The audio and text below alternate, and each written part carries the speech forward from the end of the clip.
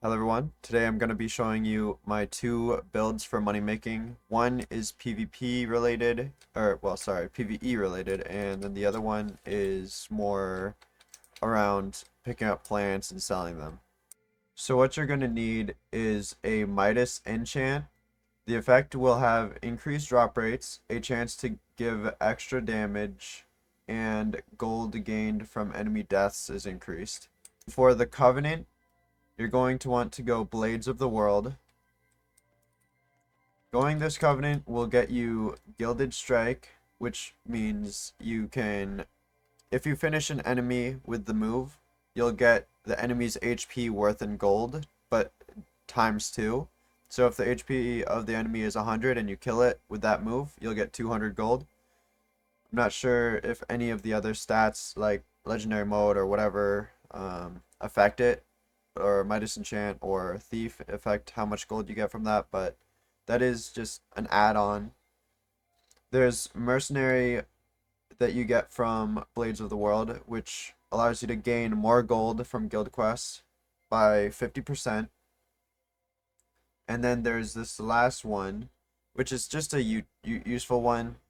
You gain much more gold, and the mysterious merchant respects you, giving you a 30% discount and sell price.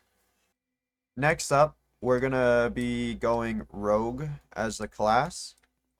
Why are we going Rogue? It's because, first off, the base class gets the ability to gain more gold.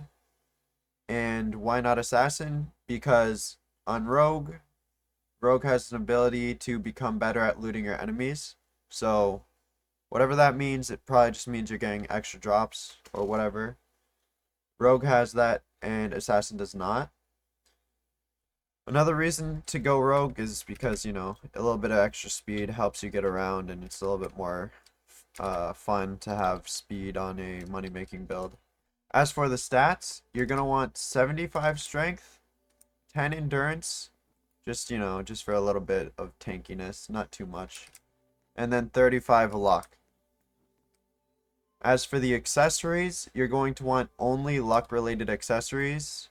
The luck earrings, luck amulet, and luck ring.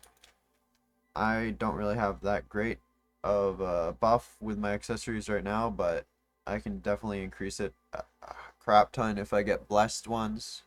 It of course increases your crit chance and crit damage, so it helps you kill enemies faster. And that's kind of the goal. You're going to want to be killing enemies pretty fast because we will be farming in the desert with this build. This build is especially good in the desert because of its trap. The poison trap, which is right here. You can initiate it your first turn, and it's really overpowered for killing golems. Literally, if a golem attacks you, they take 30 damage, 30 plus damage. And if another one attacks you, they take 30 damage. Every time they attack you, they take 30 damage, basically. Up until 3 hits, because the trap only lasts for 3 hits. If it doesn't get activated, then it goes out in 2 turns. Although, the one issue with this build in the desert is the trap is completely useless if you fight an elementalist or a sandstorm. In that case, you're probably going to want to be a Dullahan or a Draga race for the special moves that it gets to help you kill off the other enemies. Another good move for everything else is a dagger spread move, but it is dodgeable. As for the artifact isn't really necessary, but if you want your money making build to be just over the top, the best money maker it can be, I suggest that you go the Stellion core artifact. I know it's a little bit weird to want to go with that artifact, but it's going to be pretty good on this build if you dodge the first couple hits and you stay at full health. You'll be able to do a lot more damage. I'm assuming that's what the artifact does because it says it gives you a buff to all stats. So hopefully it's a decent buff. If not, then maybe it's not that good, but I'm assuming that it is good for damage, and you're going to want to start off the thing with dagger spread. Another thing is Dullahan is extra good on this because in legendary mode, which is another thing you have to do, you have to be in legendary mode for this to be really great money making method.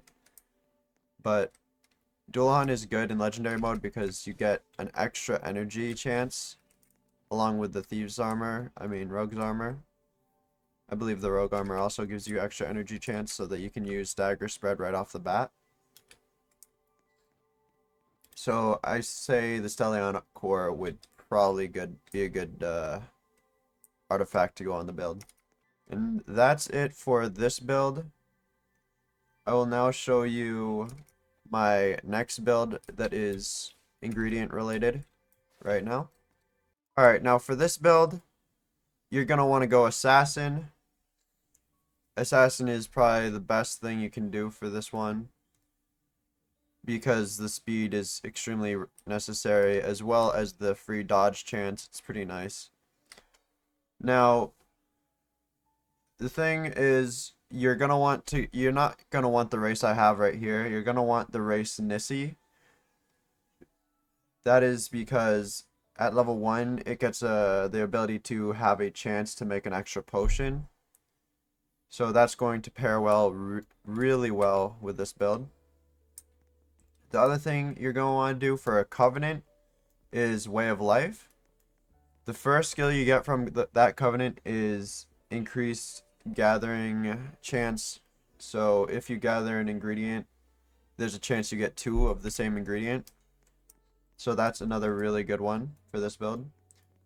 Subclass would be Alchemist.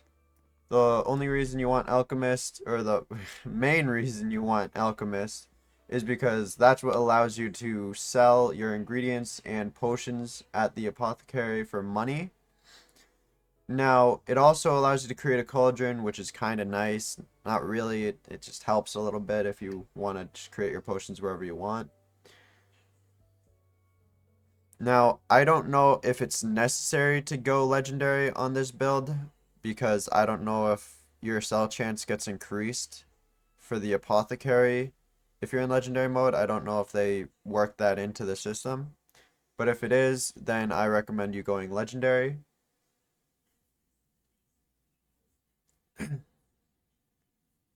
Now, the assassin, of course, gives the 30% speed boost, free dodge, and for the build, you're going to want to put everything into speed. So, for example, right here, I have 73 speed right now and 57 because of the accessories. Everything's going to want to be speed. That will allow you to run around and get ingredients like crazy. And it will also allow you to escape from fights instantly if you don't want to fight, because of course you're not trying to fight, you're trying to gather ingredients. You'll just escape and voila, you'll go pick up ingredients. It's like almost a 100% escape chance. If not, it is 100%. It's really hard to, I don't think it is even possible to not be able to escape, but now, of course, the accessories, all speed. You're going to want to max those out, get blessed ones there. Artifacts, you don't really need any, and enchantments, you don't need any either. But I'll show you an example of the speed that you can get with this build. It'll allow you to go around picking ingredients up really quick. Oh, it's ingredients, ingredients, ingredients, ingredients. Easy, really quick. And if you get into a battle, I'll show you how fast you can just escape. So here we are, we're in a battle. You don't take damage at all because you can easily dodge or easily block. And assuming you fail to dodge, your class also has a chance to give you a free dodge. So you're going to be taking no damage from encounters and you're just relaxing. You're just a farming account. Now, the thing with alchemists is they give a crap ton of money according to the Trello. I'm looking at the Trello for this information right now. It's not always 100% correct, but it's the only thing I have on the info right now. Alright, so the things you're going to want to sell are cryolites for the most part, because it says that you can sell them for 1,000 each. With double pickup, you could get 2,000 from just picking up one Cryolite. They spawn all around where Everthistles spawn, but it's just a rare chance. So wherever an Everthistle spawns, a Cryolite could spawn, like for example right here. It is quite noticeable the difference between the two. Everthistle does look a lot different than a Cryolite. So if you find one of those, get that, because that's going to be either 2,000 or 1,000 gold depending on whether you have double pickup. The next huge thing in this list will be Light of Grace. So with the Light of Grace, you can sell it for 3,000. Now, it's not that crazy because you have to use a Phoenix tier to make it. But if you have an alt account that has maxed out Blades of the World Covenant, and they go and buy a Phoenix tier from the shop, they're going to be buying it for 30% cheap. And as long as it's on normal mode, that account, it's going to be like really cheap for the Phoenix tier. And assuming that you get that and you make the potion, with the Nissi race, you could sell it, or with a Nissi race, you can make the potion and have a chance of getting double that potion. So you'd get 2 Phoenix potions or Light of Graces and sell that for 6,000. Or even if you get one, if you can sell it for 3,000 and still make profit off that, I'm not sure. But that could be tested. Also, I'm not sure if the Nissi double potion making works with the Light of Grace, but if it does, that would be pretty busted. I'll throw up a quick list of everything else that you can sell right now. One quick thing I forgot to mention, you're going to want to max out your soul tree in this little area right here to get more luck stat, and over here to increase your sell prices. And that should be it for the video. Hopefully you all enjoyed and can make some serious bank off of these 2 builds, and I'll see you in the next one.